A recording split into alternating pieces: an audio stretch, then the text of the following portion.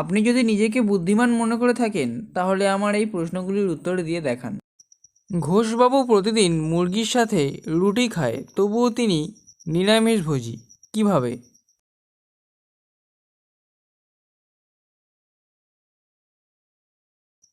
উত্তর হলো মুরগিটি ঘোষবাবুর পোষা মুরগি।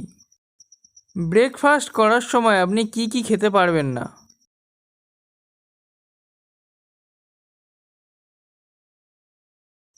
উত্তর হলো লাঞ্চ আর ডিনার। সবার কাছেই রয়েছে, কারোর খুব ছোট, কারোর অনেক বড়। বলো তা কি?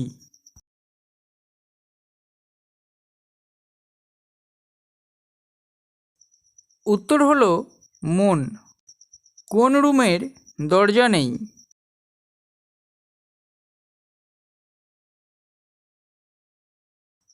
উত্তর হবে মাশরুম। কাকে দুইবার ডাকলে সে মেয়ে থেকে ছেলে হয়ে যায়?